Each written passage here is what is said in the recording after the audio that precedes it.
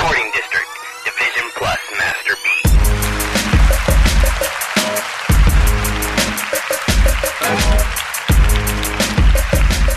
Welcome to the Social Millennial Podcast. This is about to be a really or a much more lively presentation. Episode 1 was a little rough. I'm not good at really talking about myself. I kind of like to just let things happen and have everyone see what I do and what I'm about. But yeah, man, something I was thinking about. I know it's for some people it'll be weird, for other people it won't, whatever. But man, work ethic, the hustle gene, as an esteemed mentor of mine likes to say, when you've got that hustle gene, man, it doesn't matter where you are, what position you land in, you make things happen for yourself and you keep pushing. You keep it pushing, fam, like for real. Man, I just saw the story about Cardi B and at Bonnaroo. Man, you have a wardrobe malfunction, jump off into the wings, jump into a robe, come out and still hit your whole set. I mean, come on, performance and everything, dancing, positioning, all that jazz, and it holds something like that holds a very precious place in my heart because I too am a performer and musician. Whoa, and I'm sure all the other sort of professional performers and so on, would have done something like that. The show must go on, at least if they care about their fans and all of the people who were watching and their musicians and label and everyone else, etc. But man, if I could just take a survey on the work that Cardi B had to go through to get to where she is. Now, when I was younger, I knew that, you're going to have to work hard to get to where you want to be. But man, it could take years and years and years and years, depending on where you want to be, depending on if you're in the right place. And for some people who get to where they want to be quickly, it's like right place, right time, or born into the right family, or know the right people, and it just happens for them. But for the vast majority, it takes years of hard work and dedication and development to get to where you want to be. And, when I was younger, I thought I knew what that meant, but now that I'm grown, it takes on a whole new meaning. You really kind of know it. You don't really know something until you know it, until you do it. You don't really know it until, you're walking a mile in those tattered shoes. But yeah, man. And I'm partial to Cardi B because we're from the same borough in New York. But, yeah. She's gone through so much. The things that just happened on her, just because life, and, things that are products of her mistakes and some of her bad decisions, as we all make bad decisions. We all do. Every single person, even the highest geniuses and the wealthiest people in the world have made grave mistakes during the course of their lives and sort of wish that they had done certain things differently. That may have done many problematic things when they were younger and maybe when they didn't know better, or maybe they knew better and they still did wrong, and they've got to live with it. But she's come such a long way, and if a person like Cardi B could just be a testament to the fact that if you work hard, if you stay focused, if you're dedicated to developing yourself and your craft and where you want to be, regardless of who's talking mess about you, regardless of who's trying to close the door, regardless of what gatekeeper is trying to say you can't get through here, people who've got that hustle gene ends up making their own doorway. They don't necessarily need the gates to be opened for them. They make their own entrance into where they feel that they need to be, into where they feel that they should be. yeah, man, I sit down and I'm just flabbergasted because I mean, Cardi still, comes around the hood. I mean, these days, of course, she'll be in her, armored Escalade with full tinted windows, but she's still out here. She'll still, when she gets the chance, she'll still drive out to High Point and still be out here. Now, I know there have to be some people that advise her not to do that, just because she's got a lot to lose now. Back then, she didn't quite have as much to lose. But, I mean, I applaud it. I very much so do. And, I get why she's got to be out here. And, people can't necessarily know where she is in real time. I get that because of where she is right now in her life and in her career. But I get that connection to where you came from. That desire to keep it strong. That, she came out of the hood. She is sort of she's in an elevated position, but refuses to forget where she came from. She understands that connection to the hood is what got her to where she is now. Everything that she's learned, the kind of person that she is today, is because of what she went through in the hood,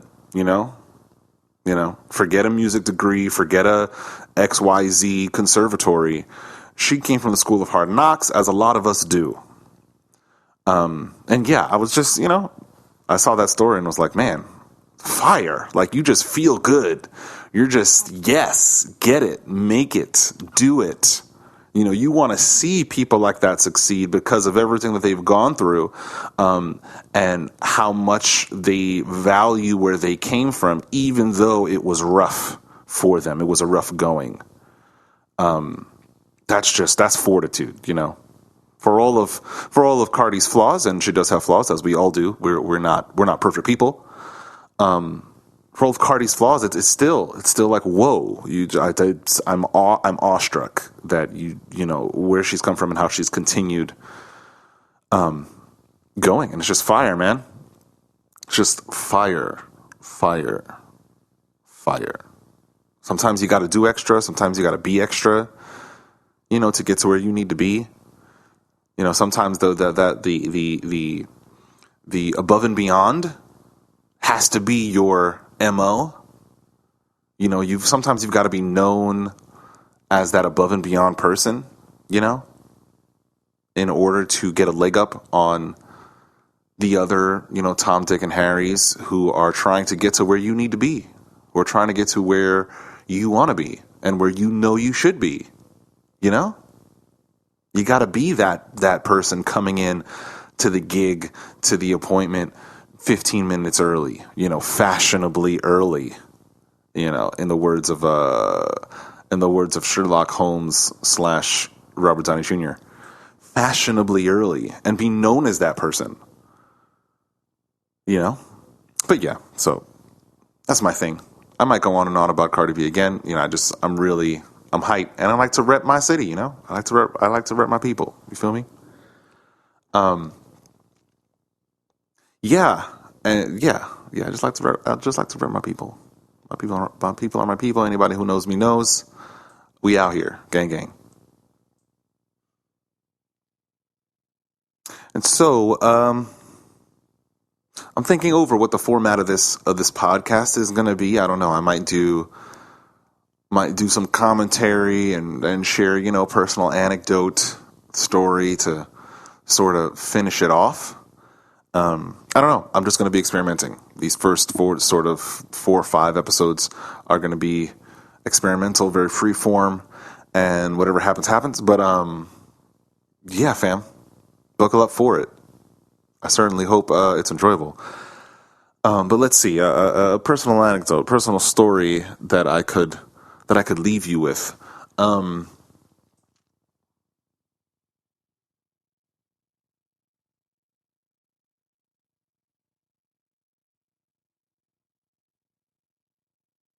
Yeah, so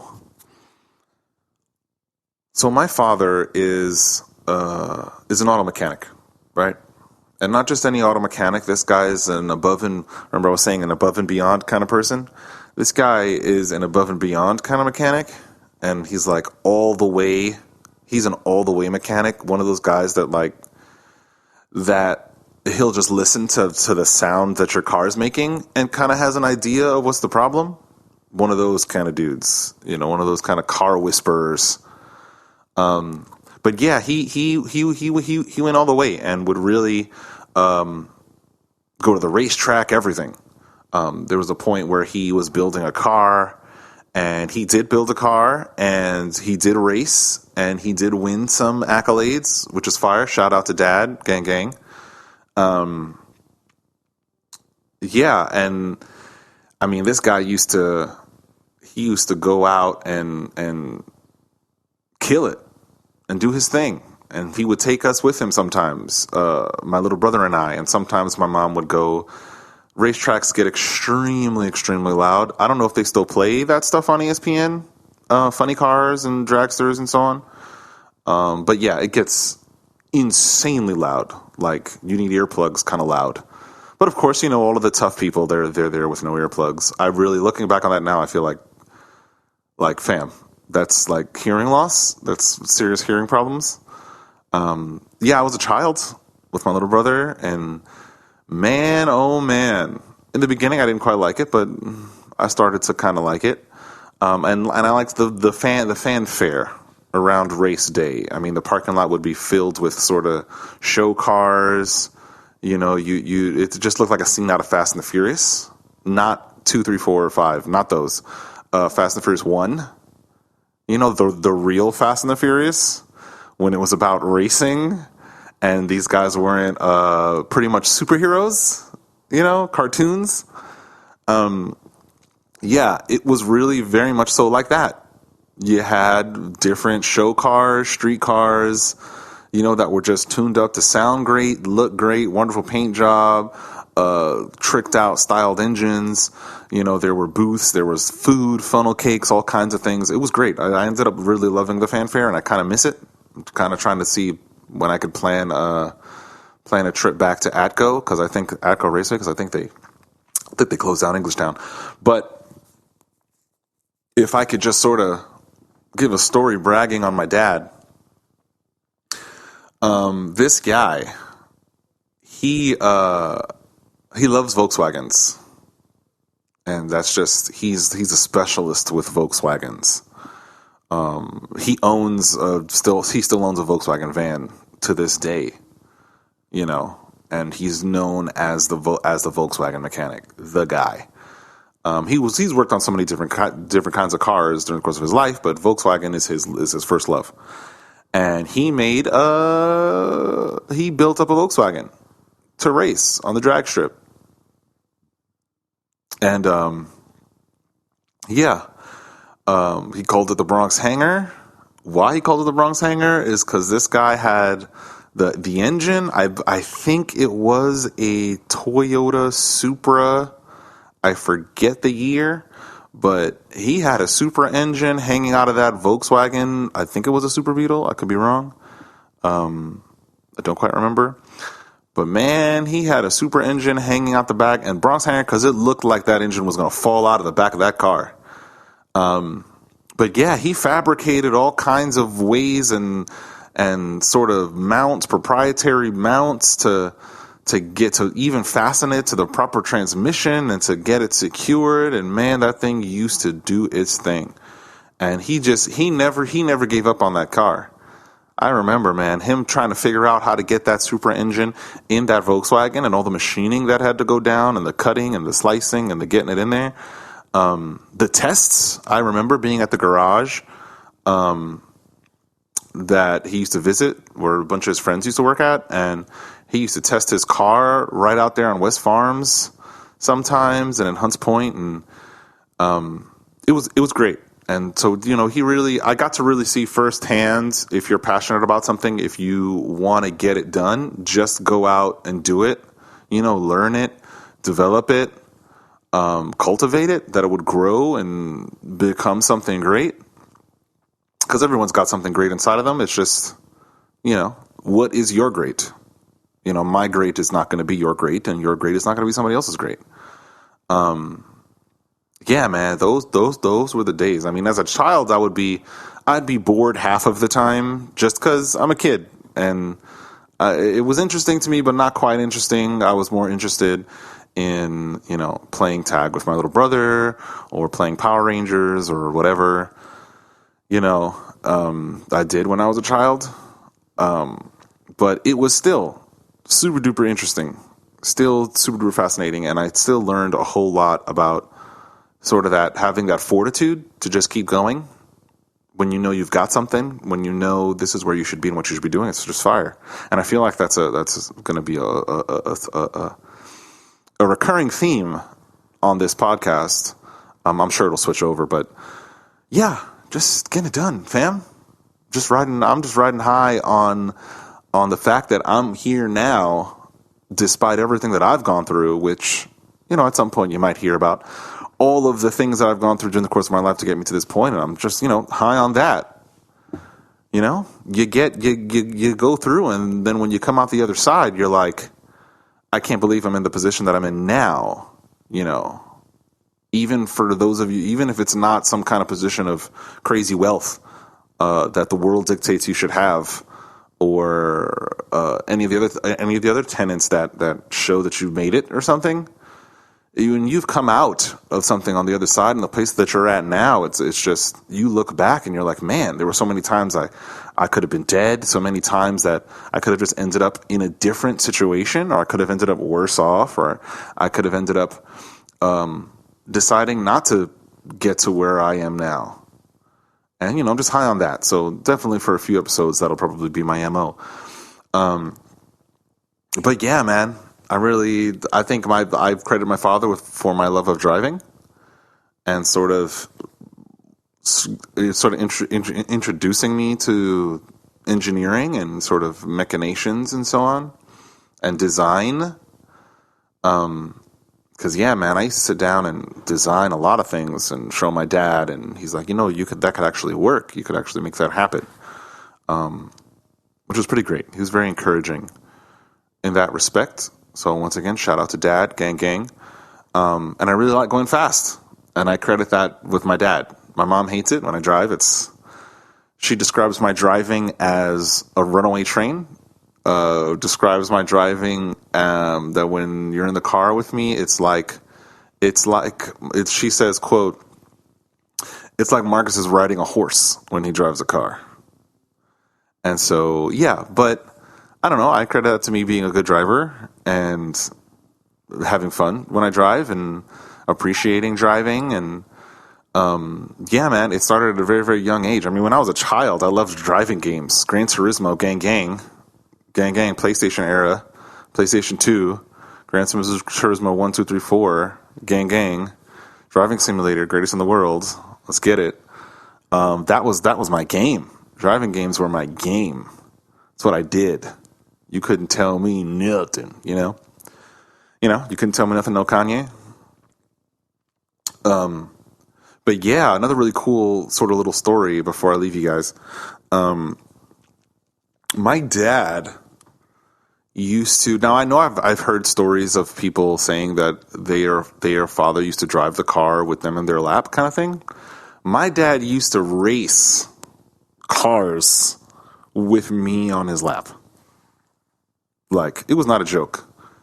In the streets, it was legit. Back in the day, Hunts Point, back in the day, was the real Fast and the Furious. Like, it was for real. When you see Fast and Furious 1 and everybody's meeting up and they're all in sort of that industrial park kind of thing and all just together, oh yeah, and it's a big thing and it's a big group of people and just chilling and talking and I don't know about the women. The women weren't, I mean, I was a child, so I really didn't notice, but it is, there were, from what I remember, there's not a lot of women in those kinds of things. So it's just for the movies that they do that, but it's like that in real life. That's why I say Fast and the Furious 1 was the real Fast and the Furious. The rest of them are kind of just, they're kind of movies with cool cars, and that's kind of it. And don't get me wrong, I really like the Fast and the Furious films. Like, I really do. Each and every one, I like them. There's something to like about each one. even though it's gone so far away from the original premise, which is fine. You know, movies evolve, and you got to sort of give your audience what they want. But yeah, it was like that. You went out to Hunts Point, all the crew was there with their cars, and they used to just drag race, just chilling, racing cars.